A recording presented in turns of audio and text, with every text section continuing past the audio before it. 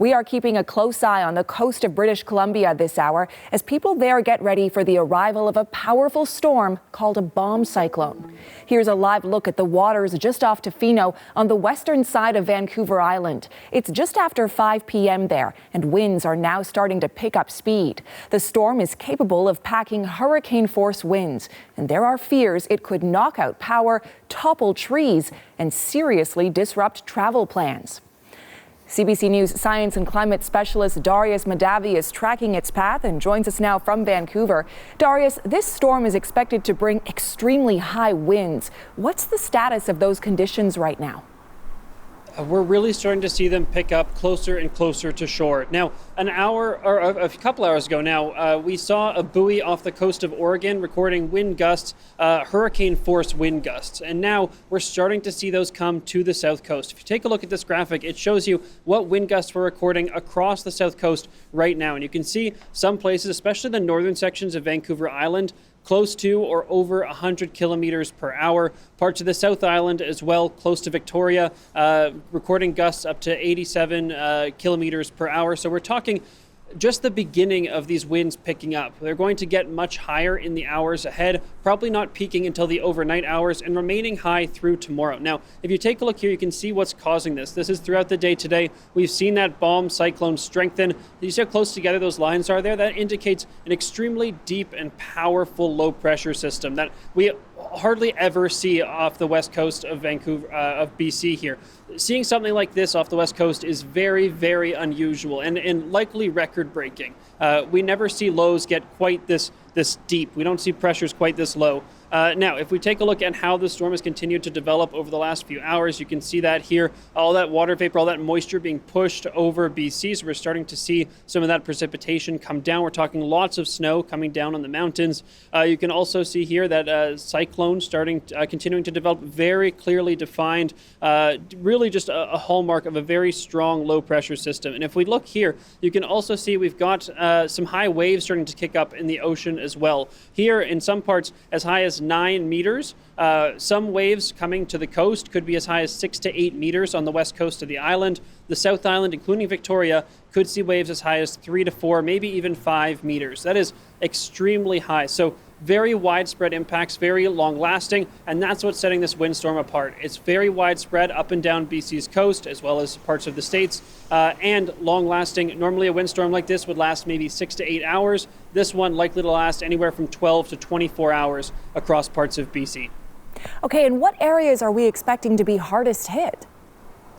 Oh, there's a few spots where we're particularly concerned. Now, again, widespread, but a few spots that are particularly at risk from an event like this. Now, the real danger is these outflow winds. Fortunately, the system is going to remain off the coast, so those direct winds, not quite as much of a concern, but these southeast winds coming from BC, from overland, rushing through BC's inlets, which is almost entirely, the coast is almost entirely made up of inlets, and even the inland valleys, going to see some very high winds. So if you take a look here, I'll show you the wind forecast now. Here's the wind warnings we have across the province, and you can see very widespread weather statements as well, warning of that high snowfall accumulation, high winds, even in the interior. Here's our wind forecast. You can see those really starting to pick up in those overnight hours as well, and even continuing right through the day tomorrow, and that's really part of the concern.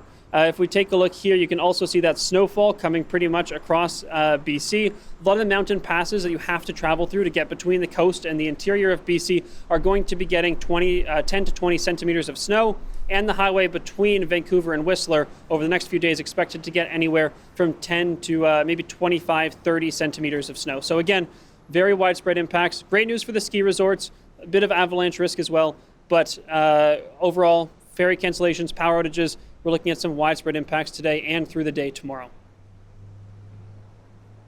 Climate specialist Darius Madavi in Vancouver. Thanks so much, Darius. Thank you.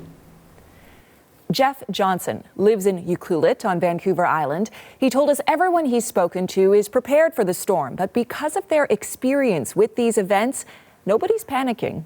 There's a lot of the long-term local people that kind of nostalgically talk about the good old storms. That wasn't a real storm and whatever, that I think are a little bit eager for us to have a proper West Coast storm again. So there's almost optimism that we're going to get hit a bit. Optimism? Yeah, Yeah, yeah. There's also a lot of tough guys who are just like, oh, it's just a bit of wind. We're going to be fine. And sometimes, both of those people are right. Some of the time, that's how it goes. The armchair and even the professional meteorologists are not totally reliable all the time. It sounds like you folks are kind of used to big storms and big weather events like this out there. How are these major weather events, I guess, intertwined with your community's culture? Oh man, they're a huge part of our culture.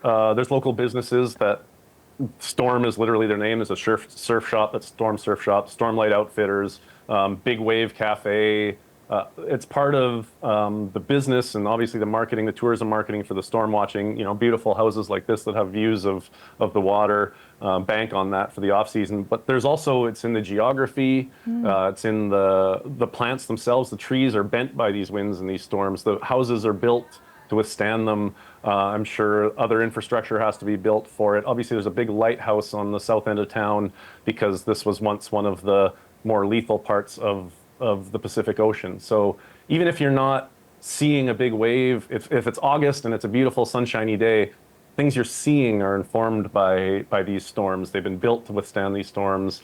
And in the case of the trees, they've been grown, they've adapted to withstand these storms. So even the summertime beauty is touched by what kind of things like we're going to see in the next day or two. Overall, most of, as I kind of mentioned earlier, the community, the infrastructure has been withstanding storms like this, and in some cases even more severe, for a long time.